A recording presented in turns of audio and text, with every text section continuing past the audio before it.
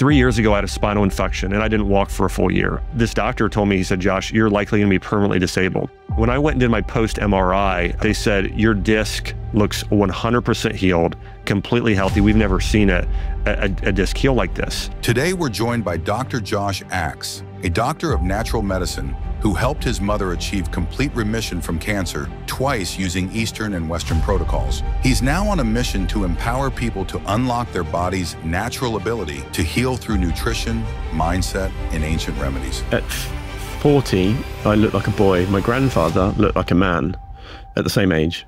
And when you look at testosterone levels naturally declining over the last 50, 60 years, they're half that they were on average these days than they were when my grandfather was my age. Maybe the biggest cause of infertility today is PCOS, polycystic ovary syndrome. And that's been tied to, it's a hormone issue. Number one, by far the biggest thing that's causing it is insulin resistance. Toxins greatly disrupt those. So does excess sugar. I mean, most of the time people don't think of sugar as a toxin, but it is a metabolic toxin in a way. Too much is a toxin. The dose determines the medicine or the poison. The single most important thing for getting pregnant, I think actually even more important, is I've been following today's guest for so many years, it is ridiculous. In fact, before Tim Biohacker was even a thing, and I was researching loads of things on forums and blogs, Dr. Josh Axe's content was one of the absolute pillars for me, along with Joe McCullough, Dr. McCullough, and Self Decode. So it's real pleasure to host him in London at the summit in the coming days, and also to be recording with him. So really a lot of stuff I've learned from this man. So it's going to be a really interesting episode to dig into. Some of the most trustworthy, integral content without all the fluff, but facts and backed with science and open-mindedness as well, which I really appreciate. So I'm looking forward to today. Also, I've got to know him over the last couple of years through, speaking at our events, and what an amazing soul. So I can see how he is in line with the mission and trying to change the world too. So Dr. Josh Axe, welcome to the show. Hey, Tim, thanks for having me. It's an honor. I know we're just getting off doing a Russian spa together, which was a lot of fun. Thanks so much for hosting that. And yeah, it's great to be here. Yeah, it's really exciting that you came to London. And yeah, the banya last night was good fun. Huh? Yeah, sauna, cold plunge, some great food with some amazing people. So thanks again for hosting me. It's cool. So, I mean, you've helped quite a lot of people with their health, from, brought them to many turning points from when they've struggled with stuff for many years. But I mean, what was it that pulled you towards, let's say more natural medicine? Yeah, well, I think growing up, my family was really entrenched in the conventional medical system. And anytime we were sick, the first thing we did is we got brought to a family doctor, got prescribed antibiotics. And that was a big part of it. And then also growing up, if anyone has heard me speak before, they maybe have heard me mention the story of my mom, and she was diagnosed with breast cancer at 41, went through the conventional medical treatments, lost all of her hair. I remember being in a parking lot and her just throwing up in a bucket. I remember my grandmother at one point coming to me saying, say goodbye to your mom, because she's probably not going to be here tomorrow. And so just experiencing that conventional medical system within the cancer model caused me to pause and reflect. And I thought two things. I thought there has to be a better way. That's one thing that just constantly rang in my head, is this really the best way to get somebody healthy? And then also, I want to help people like my mom.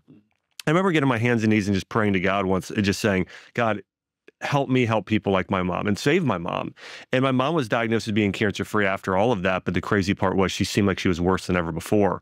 My mom, after going through chemo and just in our family living in the conventional medical system, she was diagnosed with chronic fatigue syndrome, hypothyroidism, autoimmune disease, got put on antidepressant drugs and anxiety drugs. My mom was just completely depleted, tired, and depressed all the time. And that led me to start wanting to learn about natural medicine. And so I remember I started just, reading myself and learning and just doing a lot of research, reading medical journals, reading like Mercola.com and other websites, and educating myself, and then eventually going to school where I got a degree in chiropractic, and then a doctorate in natural medicine, and then a nutrition training there as well. And then I was about to open up my functional medicine clinic in Nashville, Tennessee, back in the States. And I got a call from my mom again. just sobbing on the phone. I said, Mom, what's wrong? And she said, I've been diagnosed with cancer again. It's on my lungs. They want to go and do surgery and radiation. What do I do? And I said, Mom, I think we need to go at this all naturally, but I'll be home. I flew back to Ohio where I grew up. We prayed together. We talked about it, and we just decided to take care of her own naturally. And I've been really blessed at the time to have some amazing mentors, and I'd been learning so much. And we decided I to put together a holistic cancer protocol for her.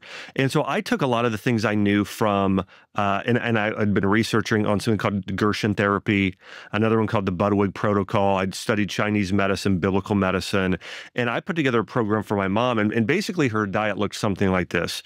We did a mixture of juice vegetables, steamed vegetables, raw vegetables. That was the biggest bulk of her diet. We did a lot of berries and pomegranate. We did wild-caught salmon, liver, a little bit of bone broth, and that was her whole, I mean, that was her diet for the most part. Then we started doing a lot of herbals, a lot of mushrooms, high-dose cordyceps and reishi, loads and loads of turmeric, vitamin C, zinc, vitamin D, and also focusing on stress. My mom would meditate on Bible verses daily. My mom rode a horse growing up. She started doing that again. So we put together just this full intense protocol. And after 4 months of treatment, tumors had shrunk in half. A year later, complete remission. And today, and that was when my mom was in her 50s. She's in her 70s now, has an incredible house. She can water ski. She's bringing her grandkids to Disney World. And that experience really sort of launched my practice I had, and even drax.com and those things. But, I think for me, I really got in the industry because when you see your mom suffering, someone you love so much, you want to help them, and that sort of turned into helping others with the similar principle. I love that. I mean, it's funny, isn't it? Because when you were talking through some of the things that your mum was dealing with, it's like, actually, these are some of the key pillars that I've read in your content. And it's like, actually, like the autoimmune and thyroid and all of these things. And it's really, really great to hear. I mean, what's one of the, I guess, if it was a patient versus your mum, yeah. I mean, obviously the motivation changes, but also so do the emotions. Like, how did you juggle that? Because that's quite a tough balance, I imagine. Well, one of the things that I try and do, and I think that a lot of this comes from my upbringing and in my faith, but I want to do everything I can to help somebody and treat them like I did my own mom. I used to tell patients this sometimes. Sometimes I would have a woman come in her 60s or 70s, and we'd be sitting down together, and there was a handful of times I would tell them, listen, I'm going to take care of you like I would my own mom. And so a lot of times when people go to holistic practitioners, what they might do, or conventional practitioners, oftentimes what they might do is say, hey, here's a blanket diet for you. Maybe it's keto or carnivore or vegan or gluten-free, and hey, here's a handful of supplements. But, if I were trying to, like I did with my mom, do everything in my power to help somebody heal, I'm going to go well beyond just giving them a supplement or the same diet for everybody. I mean, I found that everybody needs a personalized diet. I mean, a diet I would give for somebody with different forms of cancer is different. A brain tumor needs to be more on a ketogenic diet versus a woman with breast cancer needs to be on a diet that's a lot more spleen or digestive system friendly, which would be more cinnamon and ginger and cooked vegetables. It's a very, even within cancer types. And so it's very, very different. So one of the things I did in my practice, and I still do today, I have a virtual practice at the Health Institute, but what I do is I create a very, very comprehensive plan for people based on, actually, it's a functional medicine diagnosis combined with what I would call an Eastern medicine diagnosis. So Eastern medicine diagnosis, I do something called tongue mapping, and I'll look at their tongue, and it really tells me a lot about the herbs they should be on. For instance, if somebody has bite marks or ridges on the side of their tongue, that's a digestive deficiency. So we really need to boost the digestive system with things like ginger and astragalus. So somebody has a white coating on their tongue. Now in Western medicine, we call that candida, but we got to do a lot more bitter herbs and things that are warming. That clears out the dampness. And then we'll look at functional medicine. I do blood work. And so I look at a lot at micronutrient deficiencies like vitamins and minerals, fatty acid ratios, amino acids, those sort of things. Sometimes GI maps, looking at what's going on in the gut. And based on that information, I'll create a protocol that might include anywhere from 3 to sometimes, if somebody's really sick, up to maybe 7 or 8 different supplements, a very specific diet plan for them of what to eat breakfast, lunch, and dinner, and also lifestyle recommendations. Hey, we got to deal with stress, childhood trauma. We have to help heal you body, mind, and spirit. So really what I try my best to do, Tim, there's no doubt that when you have your own mom or your own life or your spouse, their life on the line, there's a level of urgency that you have with them. But I do try my best to extend that to every patient that I've cared for. I love this approach. I mean, it's actually, it's where the biohacking space and longevity space is going right now, is hyper-personalization. That's right. And I think, with the rise of Ultrahuman or Aura Ring or Gabbit Ring or any of these guys, the Whoop Band, people are having mainstream, fairly good data, to keep them on track. But I think it's a really interesting approach where you've gone, actually, I do diagnostics and I do individualization within herbs and stuff, because usually people are just blanket. Okay, you have deficiencies, let's try and fill those. So I like the approach of East meets West. I hate to say it like that, but I mean, it's a great approach. So I remember in the early days, you were talking about functional medicine when everyone else was talking about food pyramids. Sure. You kind of put yourself out there quite a bit early days. How did you find that? Because obviously the world has now turned around to exactly what you've been talking around since, for 13, 14, 15 years or something now. Yeah, I think I have this, I don't know if obsession is the right word, but I think that I have this sense of, if I have somebody come into me, I want to help them get the best possible result. I don't want them to get 10% better. I don't want them to get 50% better. I want them to experience complete and radical healing. And I think in order to do that, you've got to go deeper. There's a system I use. It's called the 5 Whys. And this was used in Japan. I actually started in the motor industry, and they used it a little bit more in medicine later on. But if I have somebody come into me with, let's use hypothyroidism as an example. I will say, why are their T3 levels off? Okay, why is that hormone off? And what happens in medicine today, and I'll kind of throw this in three groups. You've got conventional medicine, integrative medicine, and the more advanced form of personalized functional or personalized cellular medicine. And when conventional medicine, somebody comes in with hypothyroidism, it's here's Synthroid, here's levothyroxine, here's a pill. Yeah. And we never actually fix the underlying issue, ever. In fact, what's going to happen is that drug is going to deplete your body of other nutrients, which is now going to cause you to have to be on another medication 5, 10 years from now because you're so depleted. The more integrative medicine will say, okay, maybe there's a medication, maybe there's not, but here's a blanket diet change for you, and here's a few supplements. What I try and do with someone with hypothyroidism and asking the 5 Whys is, okay, why is T3 levels off? Oh, it's actually not the thyroid. And that's the case in almost every thyroid. The thyroid is never the issue. It's always either the adrenal glands, the gut, or the liver. One of those 3 areas. And so then you need to be able to run lab work or just know and have the experience to say, well, this is more of a liver issue. We also know you're not absorbing fat-soluble vitamins well, so there's not bile acid really. There could be a number of things there. And so what I will do then is I will go and create a plan that's very in-depth of saying, okay, well, T3 is off because of T4, because of there's no conversion of T4 to T3. Okay, why is that not happening? Okay, well, the liver is sluggish and you've got leaky gut. Okay, well, how do we start to heal that problem? Or why is that happening? Well, it's a combination of stress. You're far too busy and you're still dealing with this emotional trauma and dealing with shame and regret from your past. You think salads and smoothies are healthy. Those are not healthy for you at all based on your bio-individuality. And so I keep going into, okay, why? Okay, now I know why. And when I get there, then it's a very detailed plan. So I'm going to have you do soups most meals, a lot of cooked vegetables, a lot of cooked meat. We're going to have you do selenium, ashwagandha, zinc. I'm going to have you do these herbs. In Chinese medicine, hypothyroidism is known as a qi and yang deficiency. Qi is really related to our mitochondria, cellular energy. So in order to correct that, you want to find an herb that boosts qi, but also it's called a yang deficiency, which means essentially in Western medicine, that means your body isn't anabolic enough. So in men, that would be a testosterone deficiency, but we need to support regeneration. So the #1 herb in Ayurvedic medicine to deal with that is ashwagandha. The #1 herb that's probably in Siberian medicine, sometimes used in Chinese medicine, would be like a rhodiola rosea. And so what I'll do is I'll prescribe herbs based on that person. And then let's say the issue with hypothyroidism is more related to the gut issue of the thyroid.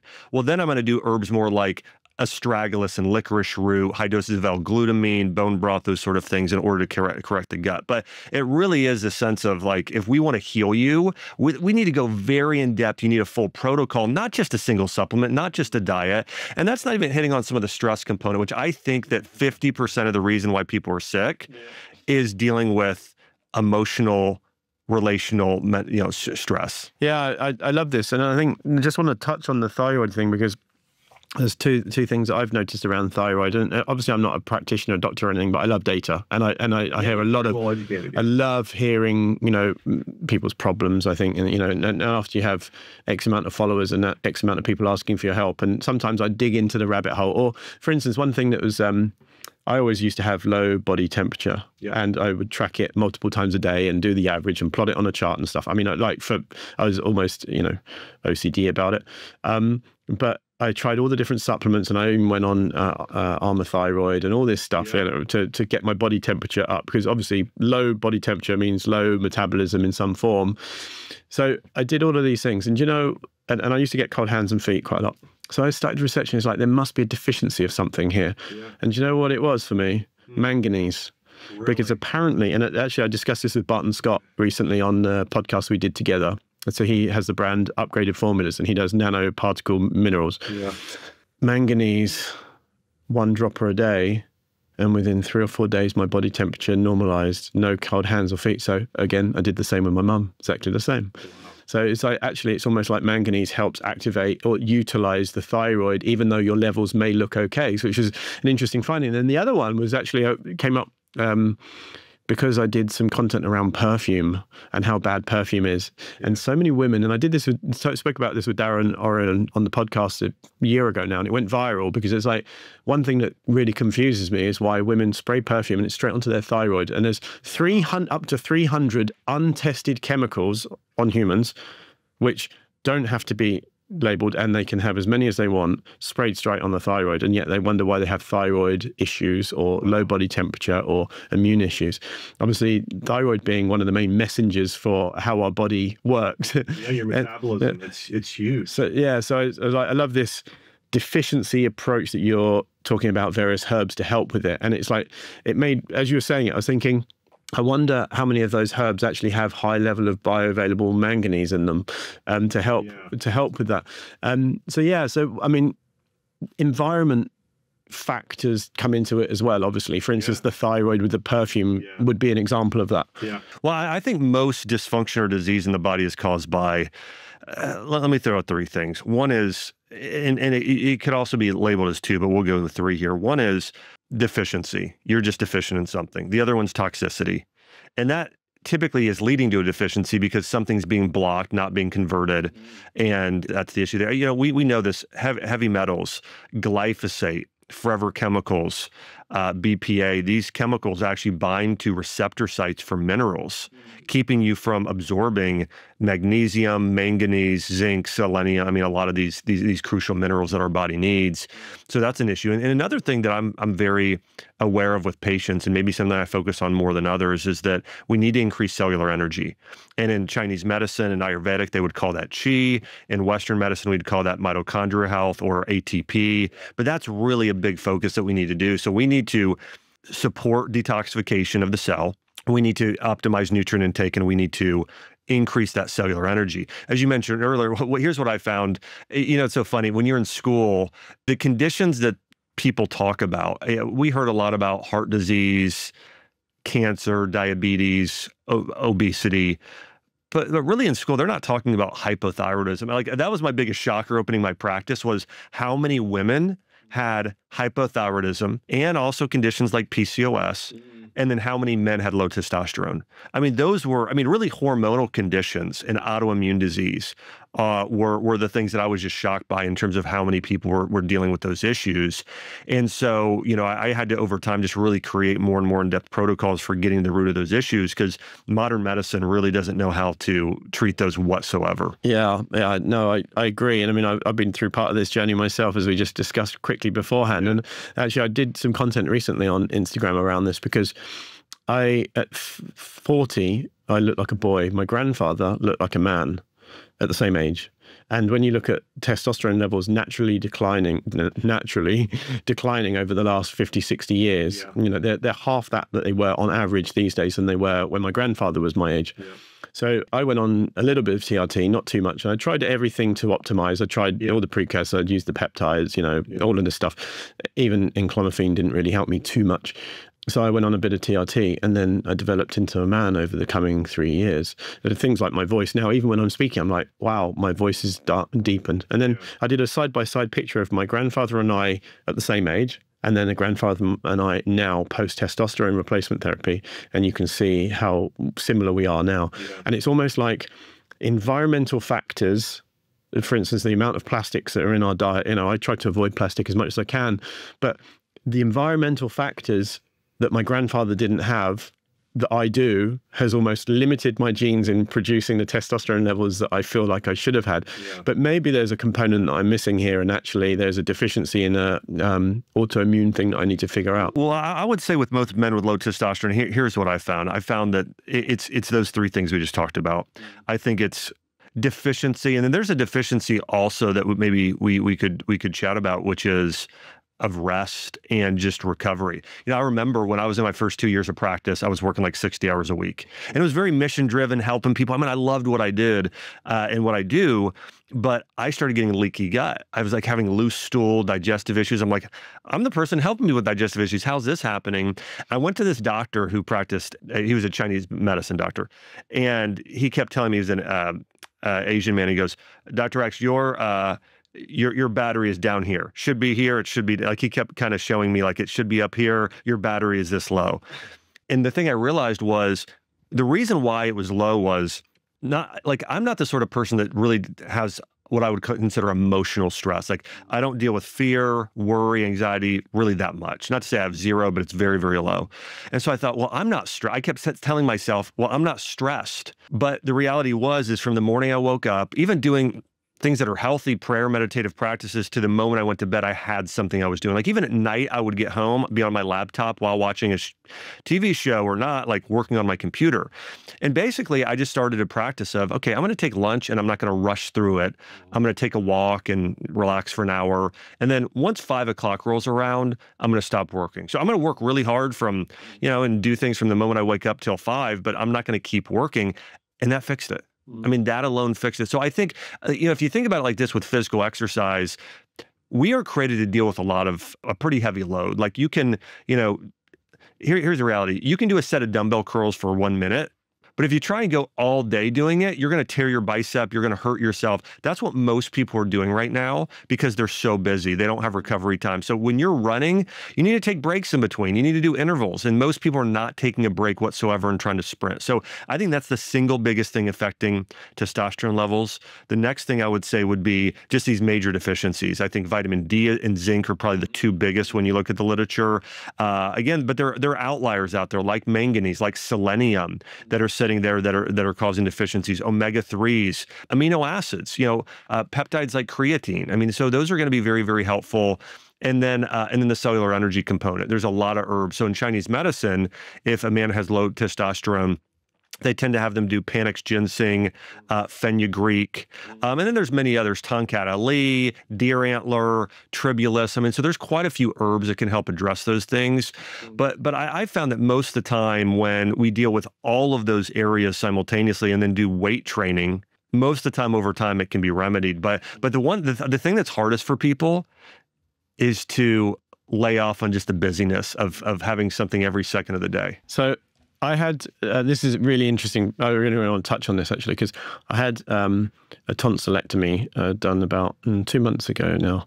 And they did it by heat removal because it was just so bad for so many years. And it had been causing me issues and my sinuses were blocked all the time.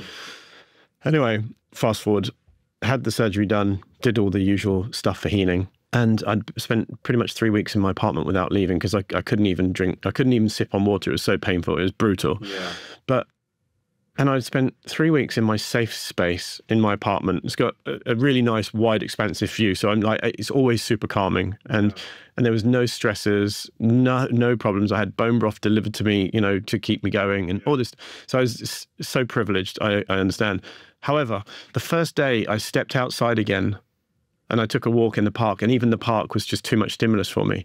And then I had a bike going past or people walking past, and I was like, actually, I realized how my nervous system on a daily basis is so up here with threats, moving things, making sure you're not getting run over, everything, even in the park on my own, with a friend, sorry, taking a walk. And I was like, my nervous system is on high alert all day, every day. And if your nervous system is on high alert all day, every day, it's in a war zone, and you can't be de-stressed in a war zone.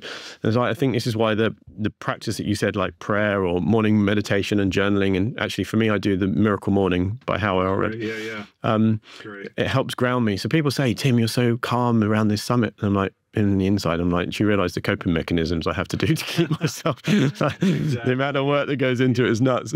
Yeah. Well, I think it's so important. I mean, that's important for recovery. I think if you look at the day and age we're in now, like, we're in London right now, and it's a busy city. There's a lot going on. I know when I have worn a continuous glucose monitor, the thing that blows my mind every time is how what impacts my insulin the most, for me, is driving in traffic. Wow. Like, I'm like, what is going, at first I was like, what's going on here? Like, why is my why is my blood sugar rising? Well, and that's, but what happens is, cortisol is really sort of your master hormone that influences all the others. And this is how this will cause low testosterone or hypothyroidism more commonly in women. It happens in men too, but even way more commonly in women, where cortisol goes high. Well, then what happens? Insulin goes up. What happens when insulin goes up? Well, now when your body's in that fight or flight state, now your body can't detoxify xenoestrogens. It's because your liver's under stress. Well, okay, well, then the estrogen stays raised in your body. Well, what does that do for men? Well, now your testosterone drops because of it. And then for other women, well, let's say estrogen's high because cortisol's high and insulin's high. Well, now you're in risk of estrogen-based breast cancer, infertility, PCOS, all of those conditions go up dramatically. And then that also, excess estrogen impacts in thyroid function, impacts the conversion of T4 to T3, which is why so many women get hypothyroidism. The other thing that happens is a lot of women today, they don't know this. When they're taking these thyroid drugs like Synthroid, they're getting T4. They're not getting T3. This is why Armor or Nature-Throid or NP3, those are better options, because you're actually getting T4 and T3. But overall, I mean, that's why, and they'll still feel off. It's like a lot of people are taking medications and they still don't feel great because it's actually not the thing that your body needs.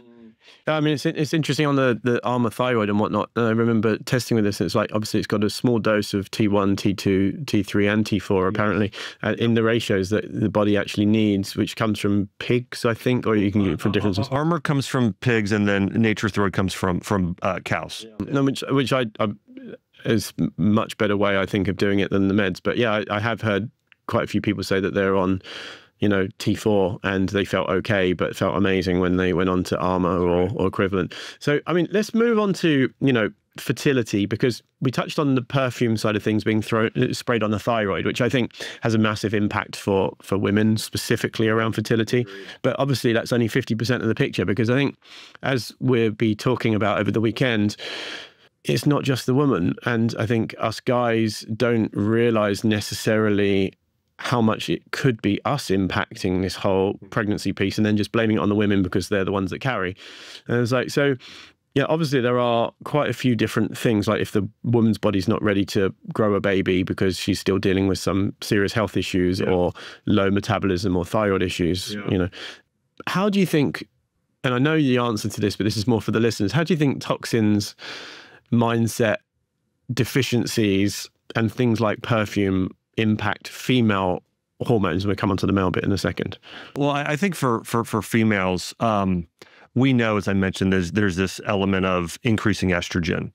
And this is what birth control does essentially too, is birth control increases estrogen. So your body actually thinks it's pregnant. I mean, that's one of the issues too in estrogen. And of course that then impacts progesterone. So that can decrease conception and fertility tremendously. I mean, I think it's a major problem. And then another thing that can happen is women can get these excess androgens, which one of the biggest causes today, at least as a medical condition, maybe the biggest cause of infertility today, is PCOS, polycystic ovary syndrome. And that's been tied to, it's a hormone issue. Number one, by far the biggest thing that's causing it is insulin resistance. So it's an insulin issue, which is a hormone. the secondary thing is this issue with androgens and sort of this excess androgens and estrogen imbalance. And so we have to fix those things. But toxins greatly, greatly disrupt all of those issues. And so does your diet. So does excess sugar. I mean, most of the time people don't think of sugar as a toxin, but it is a metabolic toxin in a way. Too much is a toxin. There's a quote from a practitioner from many years ago, and I can't remember his name, but he said, the dose determines the medicine or the poison. And that's the reality too with a lot of the, with carbohydrates and a lot of the things we're consuming today. But yeah, there's no doubt that the perfumes, the chemicals, they are disrupting hormones, causing women to be sick. I want to say this as well. We often focus on the food-based chemicals or the toxicity there. But the other thing that I found in women and dealing with a lot of women with infertility is the single most important thing along with your diet and staying away from toxins for getting pregnant, I think actually even more important, is feeling safe and secure and nurtured. Because there's this element of, in Chinese medicine, they call it the earth element, but it's really your pancreas. And that's tied to insulin we just talked about. It really needs to feel warm and nurtured and cared for. I remember when my wife, Chelsea, before we got pregnant, Chelsea, we were running a place at the time. And she said, hey, I'd really like to go ahead and buy a house. Us to buy something. And I said, oh, okay. And I said, I said, we can do that. Let's go ahead and buy a house. And I kind of said, why? And she goes, I'm nesting. And I was like, well, what is that? I'm like, you're nesting? She's like, yeah, I feel like in order to bring a child in the world, like I need a place that's like our home, like we own, it's our home. And then I started doing all this, reading up on the sort of psychology and the science behind it and even the history behind it. And I thought, and any women listening to this, like they'll really understand that sense, because what happens is if you don't feel, and I bring this up because if you are married and you have, a woman in your life and you want to have kids, part of your job as a man is to make them feel safe, secure, loved. The way that I explain it for these women and men is saying, here's what the women want to feel to optimize their pregnancy. You want to feel emotionally like you are on a couch, cuddled up in your favorite blanket, having a warm beverage of coffee or hot cocoa with a fire blazing, with a Christmas tree on, with your family there, feeling this sense of like security and joy and like you're wrapped up in a warm blanket. That's what you want to be feeling mentally and emotionally to optimize pregnancy for the woman. And so men, part of our job is how can I help my woman feel safe, secure, loved, nurtured, cared for, and get her in that state? That's how you really optimize fertility for a woman. I love that you said this, because this takes me back to a car journey with John Gray. And so John Gray, Men Are From Mars, Women Are From Venus, many years ago. And he was saying, I was talking to him about masculine and feminine energy. So it's really at the beginning of me, and I've read very, very, very, very, very deeply on this area because I didn't have a masculine father around and had to learn a lot of this stuff. Had some good role models, but had an amazing, amazing feminine mum that I love so very dearly. And he said to me, you can't really change the world too much when it comes to masculine and feminine. He said, because if you put a father, a business guy, as a stay-at-home dad, his estrogen will go up because he's adapting to the environment so that he can nurture better. Mm-hmm. And if you put a woman in a high-pressured, high-powered job, her libido will go up, her testosterone will go up because she is surviving. And then you put them the other way around and they get into balance of where their hormone levels should be, and then they become pregnant. Mm-hmm. And he was like, so there's something that you touched on there. And then I read a book actually written for women. It's called The Alpha Female's Guide to Dating and Marriage. Mm. And it's basically laying out, like, you may be in this world, like, fighting for yourself and you don't necessarily realize it, but you understand that the guy will slay a dragon, kill the beast, do anything, bring anything home for you, because that will make him feel his part, it'll make him feel the man. And the same with the woman, she will thrive when she is creating a family or building and supporting and loving and nurturing her man. And it's actually really resonated very deeply when you said this, because it's like, I feel like I saw a piece of content last week on Instagram, and there's this really good account, and she's stirring a bowl and making some cakes and stuff, and she's in her Pilates gear and stuff like this. And she's like, how twisted is the world to make us think that it's toxic for us to think that it's good for our partner to provide for us.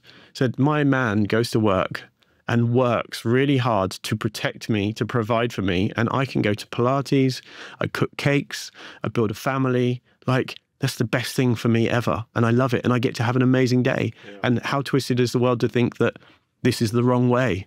And it's like, it's really interesting. I love that you said this because it's so true. And I think the line that stuck with me was, the man will slay a dragon or kill the beast to make his woman happy. Yeah, it's so true. Well, and here's the other part of that.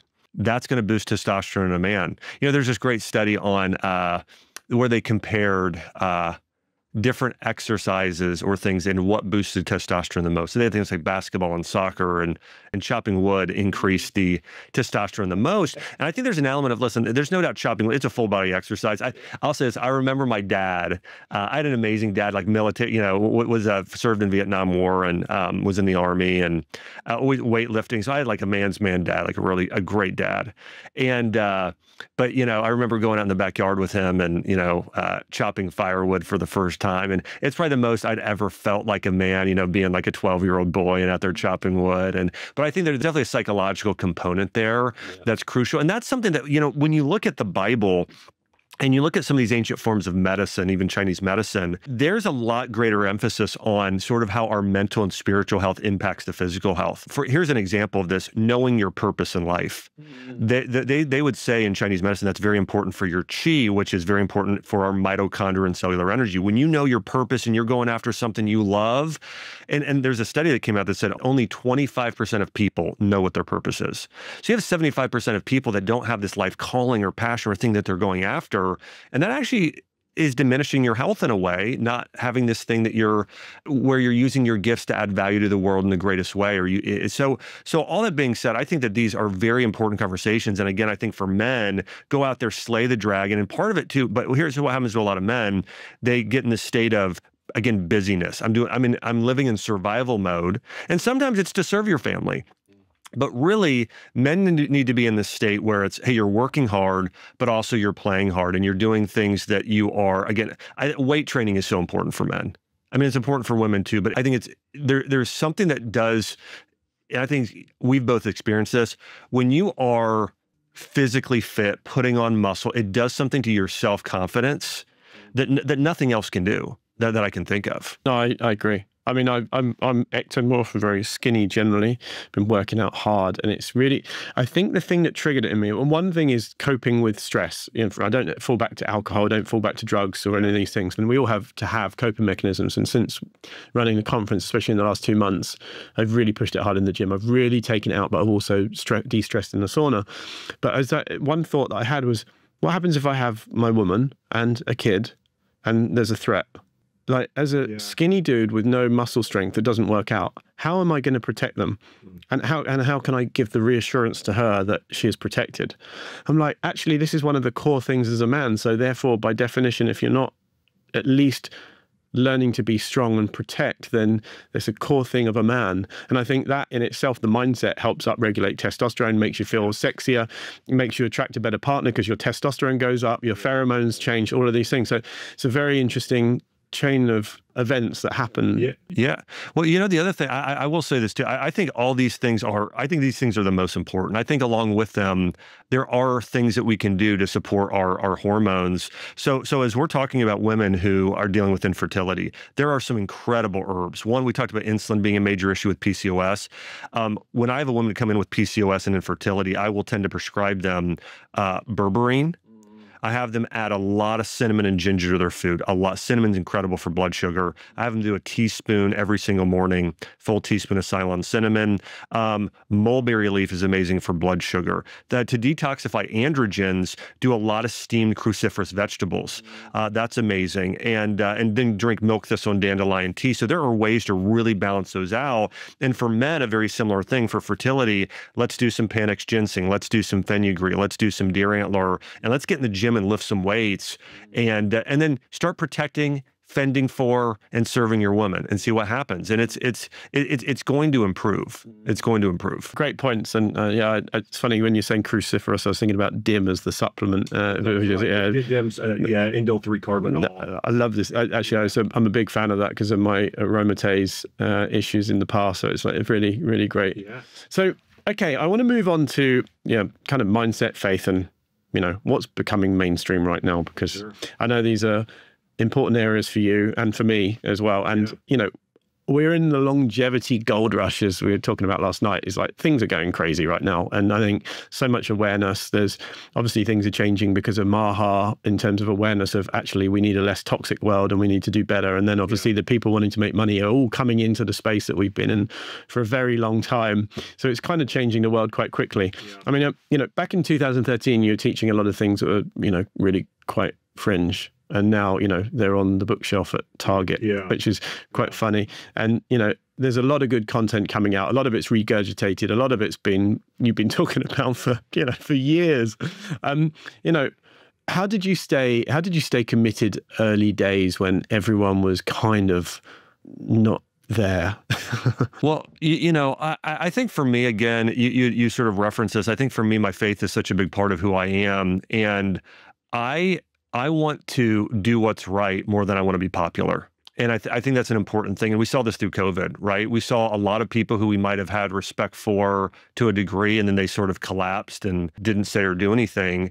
And to me, when I think about the sort of person I want to be, and this is important, I've had some amazing family members. My grandfather lived to be 96 years old, almost 97, worked up until almost the day that he died, was an amazing man of faith. And I was at his funeral. This is about 6 years ago. And he was a World War II veteran in the Navy, just amazing man. And at his funeral, there was this time where everybody got to stand up. The pastor during the service, they don't always do this at funerals, but they did. And they said, does anyone have any final words about Howard? That was my grandfather. And people kept standing up and saying, Howard was my best friend. Howard led me to the Lord. Howard, gave me money when we didn't have any. I mean, he was an amazing man. I used to go stay with him in the summers. They lived about an hour north. And he would volunteer to go to the hospital for church, and he would bring somebody their favorite meal. And I remember this, he would always do this. He would take his hand and put it on theirs or on their shoulder, and he would pray for them. And he would just, it was just amazing. And so I remember being at the funeral thinking, this is the sort of man that I want to be. I want to be somebody who blesses others and adds value to their life and does things for God, not for popularity.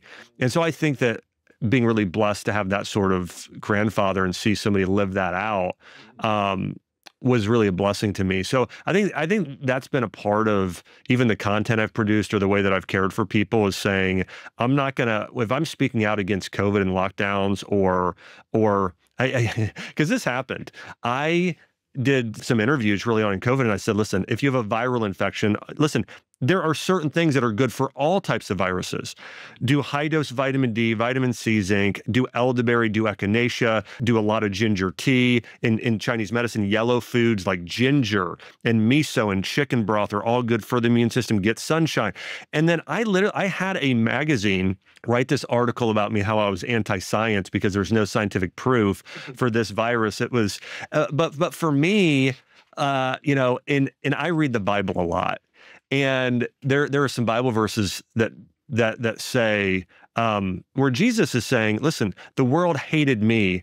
It'll hate you too if you're doing the right thing. Like you if you're doing the right thing, you're going to come across resistance. You're going to have, I mean, we recently just had, Charlie Kirk, what happened in his assassination. And honestly, I wept. And because I saw this picture of him and his wife and 2 girls, and I have the kids the exact same age. I have a 1-year-old and a 5-year-old, and but he was doing the right thing, and that's why. And he was making maybe a bigger difference than anybody in the entire country of the United States. And so for me, again, I think so much of it goes back to my faith, and even why am I healthy? And a lot of that goes to, the Bible. There's a verse I love. And oftentimes when I sign books, I just wrote a new book called The Keto Diet. And the book really dives into what does the Bible say about health and healing. And I think actually the Bible is the greatest book ever written by far on how to be healthy. There are principles on regenerative medicine. Like a lot of people don't realize this. The Bible talks about how if you have mold in your home or your tent, the practice for getting rid of it, and how if you actually cannot get rid of mold, you need to burn it down. You need to literally get rid of it. I mean, it talks about the toxic foods, like clean and unclean. Like pork is the most toxic meat you could eat. Shrimp is very toxic. It says stay away from those. It goes through sanitation.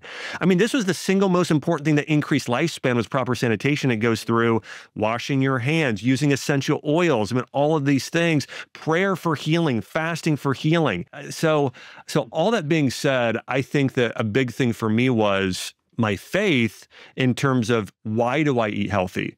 Well, 1 Corinthians 10:31 says, whether you eat, drink, or whatever you do, do all for the glory of God. So for me, it's a very big sense of I'm eating now for eternity.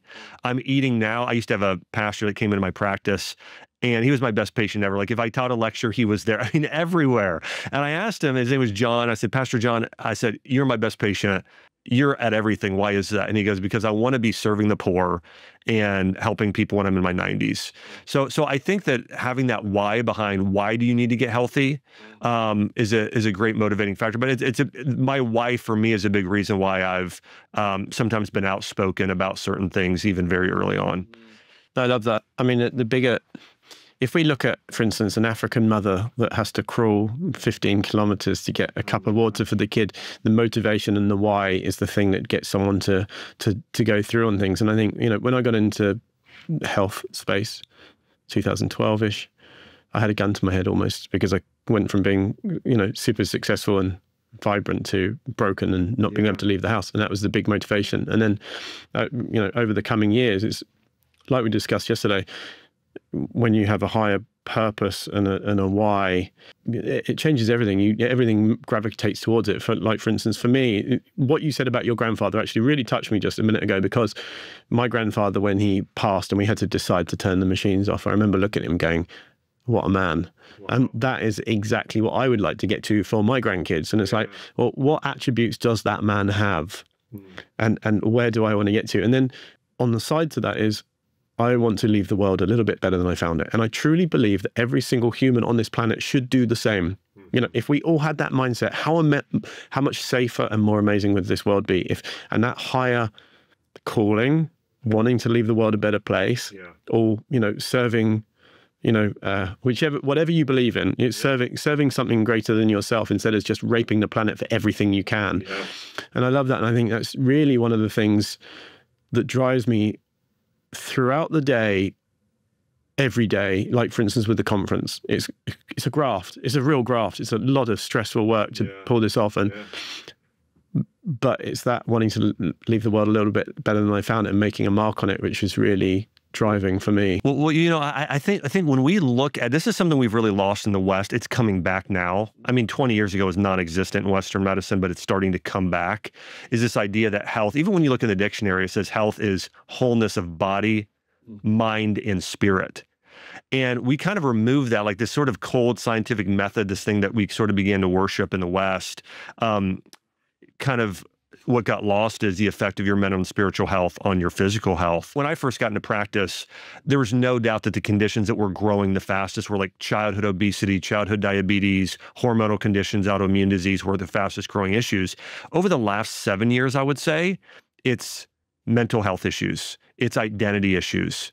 And these are core things that we need to be healthy. You need to have a strong sense of identity that's meaningful. Like knowing, like if you're a dad, like, and this is true for me as a father, I feel like it's the most important job in the world, being a father and husband. I think it's more important than what I do in the health world, because I know that I have two divine beings, two little girls in my home that I am called to help them grow in character.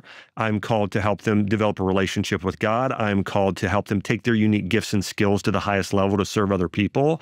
So I get such a sense of accomplishment and such a sense of fullness and joy being able to just train up my little girls in the way they should go and teaching them how to, meditate on Bible verses. Like anytime we get in the car, I have an amazing wife. And so anytime we get in the car, we have our daughter, she knows, she immediately has to recite, Bible verses, and that's part of it. And again, her being able to do that and get better at that is something that we brings us joy. But I think a lot of people, they don't attach a great level of meaning to certain things they do in life. Just, we had talked about some of your family members and some of mine. And I know, like, if you have a dad who doesn't show up, the core issue there is an identity issue. They don't believe or fully understand and comprehend that is the most important job in the world. Like, and so often today, we live in this state of nihilism where this doesn't matter, this doesn't matter, this doesn't matter. No, you being a dad, you being a mom, you being a spouse, that is the most important job in the world. And Mother Teresa said, if you want to change the world, go home and love your family. I mean, it's such an amazing quote to think about. And I think part of this is we're living in this world today of influencers. So we see all these influencers online and say, well, that's what it means to be successful. But I think that we need to we got regrounded in the Bible and looking at what does it say success is. It doesn't say success is accomplishing things, getting a certain amount of followers, having even a certain level of health. It says success is becoming like Christ. It's becoming the servant of all. The greatest of all, the servant of all. And there's studies around this too. Like if you want to overcome depression, take completely the focus off yourself and focus on fulfilling the lives, serving others. I actually had this with people that actually had depression and whatnot. And when they then go to help with homeless kitchens and stuff for serving food. In fact, their mental health improves significantly because they're giving to others, giving them more purpose. Yeah. Some really interesting data behind this, actually, I was reading just last week. So what advice do you have for people who keep falling off the wagon with food and these lifestyle changes that you recommend? Here's the three big recommendations that'll move the needle for you. Number one, why? Why do you need to get healthy? It's what we've talked about here already. Your sense of purpose, your identity, like what is that thing that let me share this. If I knew that if I ate healthy, that I would be around for my daughter's weddings, and I knew that that was the thing that was going to allow me to be making an impact to where I was accumulating crowns in heaven, like knowing in my heart of hearts that I'm going to live for eternity and that what I do matters. Literally every single thing I do matters. The way I treat the receptionist that, if I have a flight issue, or the way that I treat the housemaid I saw, or the person walking down the street, like that all has eternal consequences. So I think for people understanding the sort of spiritual side of things, that your body will die, your soul will live on, and there are consequences, both positive and negative. So I think that reality of living in a heart of eternity, in light of eternity, is the single most important thing. There's a quote by C.S. Lewis, who I love. He's maybe my favorite author of all time. And he says, the people that do the most in this life are the very people that think the most about the next life. I mean, that living with that state of mind. And we also know this, in order to be successful, the people that are most successful are the most long-term thinkers. Well, you can't think longer than eternity, right? So you need to live with that in mind. That's going to leave the greatest level of success. The second thing is, in terms of if you are stuck on falling off the wagon, I think that there's an element of, and let me throw this with this other one. I think there's a level of, you got to give yourself some grace. Like, listen, you're not called to be perfect. You're just called to do your best. So that's it. And then the next thing is, who are you spending your time around? There's a study at Duke University that found if you want to get healthy, the single best thing you could do is hang around more disciplined people.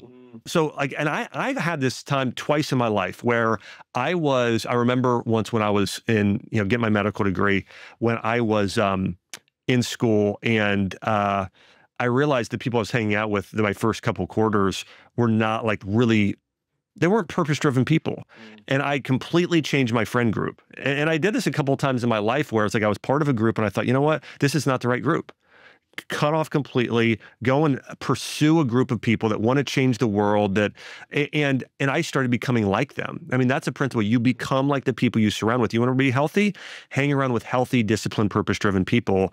And then the third thing is find swaps. Listen, you are going to want to eat certain things. Find the healthy replacement. You like oil? Stop using vegetable oil. Use extra virgin olive oil or coconut oil. Hey, you like drinking beverages?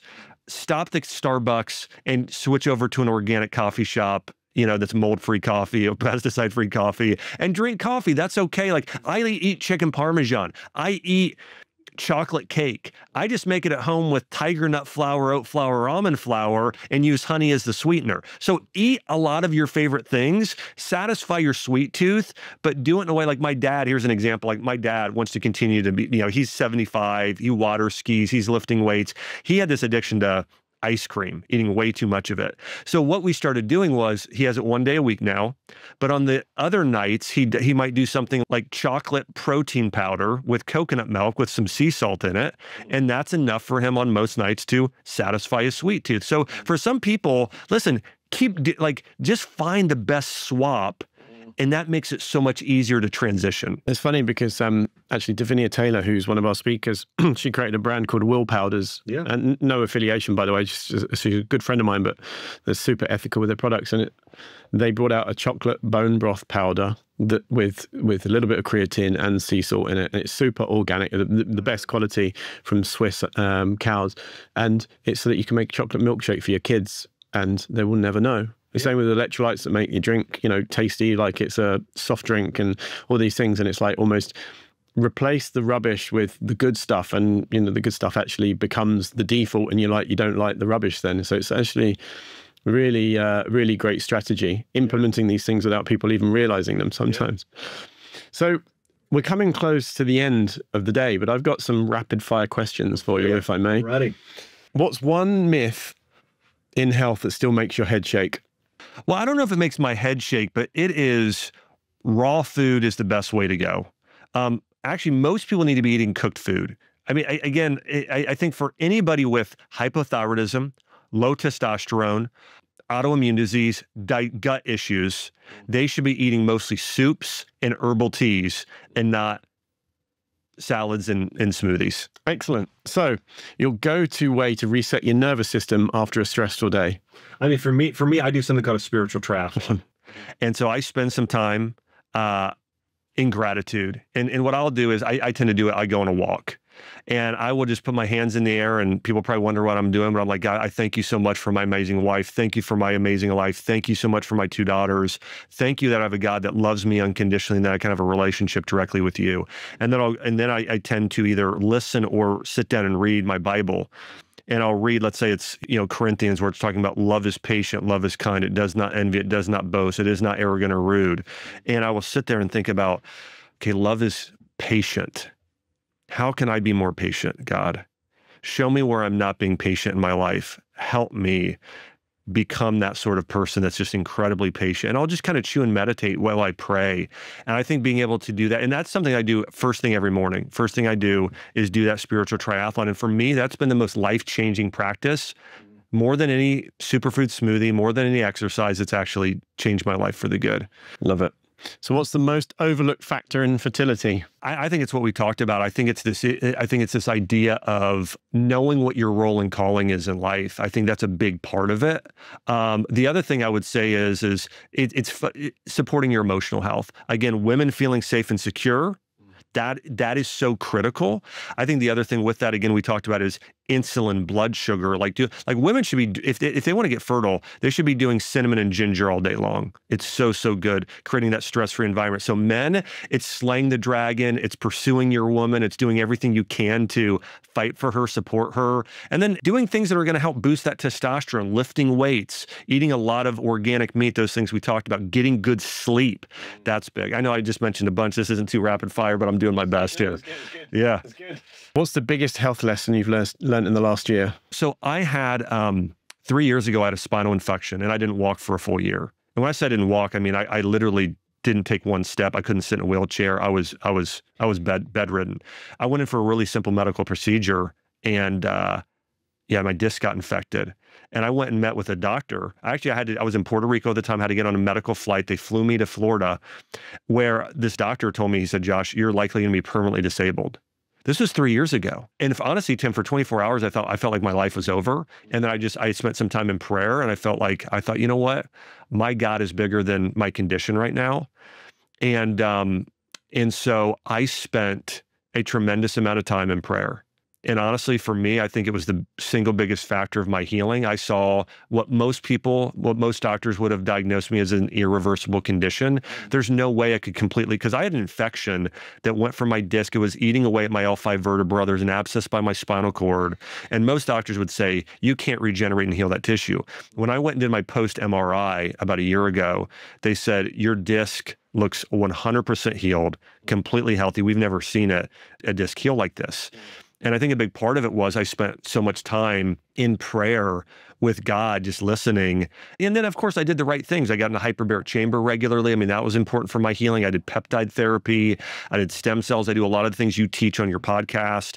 And so I did everything I could to get healthy. But I do think for myself, I think spending time in prayer and meditation is not only beneficial, but essential for the highest amount of longevity. Awesome. Thank you for sharing. So I want to touch on something before we wrap up just quickly, is that you touched on the people around you. And I just wanted to touch on that because one of my biggest learnings for the year, for me personally, was it's not what's in your fridge, it's who you're with when you shop and eat. Yeah. And, you know, I saw a quote on Instagram, as always, that was, if you hang around with 5 rich people, you'll be the 6th. If you hang around with 5 healthy people, you'll be the 6th. If you hang around with 5 losers, you'll be the 6th.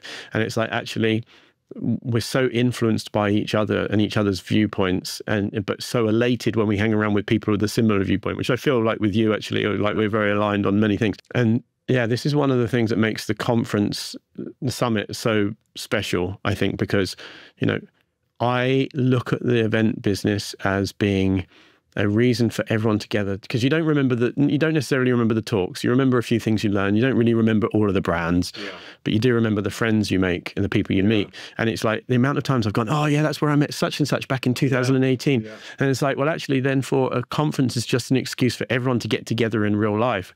So like, why is it in a conference hall? That's why we're going to be doing a retreat next year, because it's like actually hanging around on a beach and doing hikes and, you know, meditation and sound baths and all this stuff is going to be fantastic. So yeah, I just wanted to touch on the community aspect, because I really feel like that's my calling in the health space, is the community aspect. Well, you've done such an amazing job of fostering that, Tim. I mean, I've been incredibly just impressed and blessed by you and what you've done to get people together. You know, on this trip alone, it's been such a joy just getting to connect with you. And I'm in this state, I always try and be in this state of, I can always be learning and trying to grow from others. Like yesterday, I did Gary Brecka's podcast and spent a lot of time with Gary.